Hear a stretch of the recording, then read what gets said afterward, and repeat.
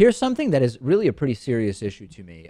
Let me first sort of set it up. Former Secretary of State Madeleine Albright, who I'm a big fan of, introduced Hillary Clinton at an event in New Hampshire over the weekend, and she told the crowd and voters in general, there's a special place in hell for women who don't help each other, sort of meaning if you don't vote for Hillary Clinton, if you're not a woman voting for a woman to help her, then there's a special place in hell for you. Now, Madeleine Albright was the first woman to be Secretary of State. She served during Bill Clinton's administration, and she talked about this idea that women need to be helping other women. I think Madeleine Albright is terrific.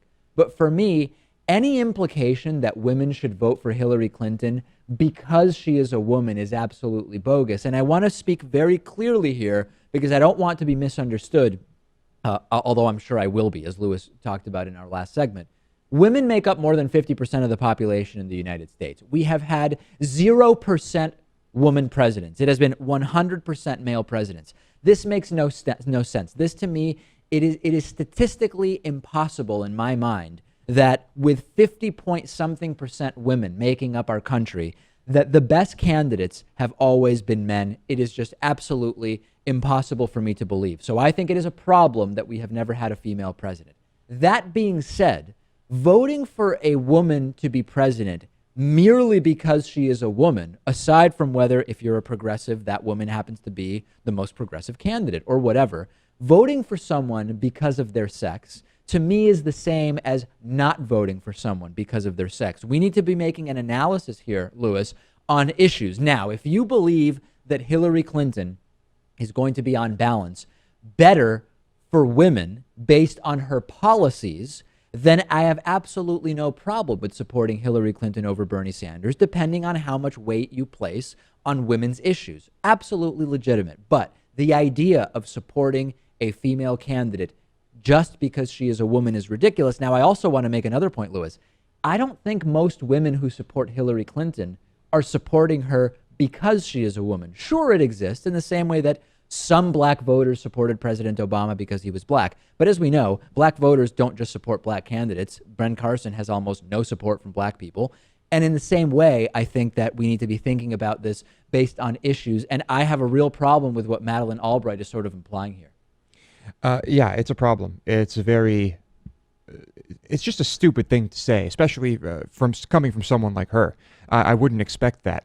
And these groups do exist, though. These almost militant groups. When Hillary was running against Obama, we talked about this. You remember the this. identity politics voter. The identity politics voter and the identity politics groups. The groups of women who said, we're women, we're supporting Hillary because she's a woman, and you had better do it too.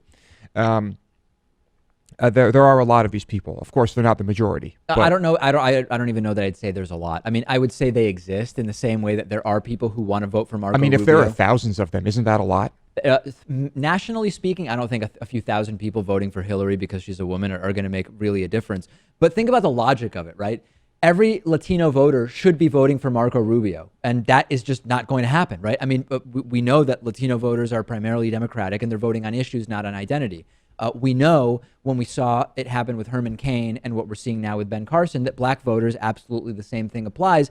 And the other question is, are Republican voters who don't vote for Carly Fiorina also going to hell? Does Republicanism or being a woman trump in terms of identity politics? Yeah. I don't like this game whatsoever. I think we need to look at the issues. And I have every reason to believe that Bernie Sanders would be effectively as strong of a candidate on women's issues as Hillary Clinton. Yeah, and I'd like to ask her that, of course, it's not going to happen, but if for some reason it's Bernie Sanders against Carly Fiorina, right, would she throw her support behind? I really Should doubt. Women be voting for Carly Fiorina because they can help a woman out? Ridiculous. I really doubt that the Albright endorsement would go to Fiorina. No doubt about it. All right, after the break, who really is eligible to be president of the United States? You're not going to want to miss this report.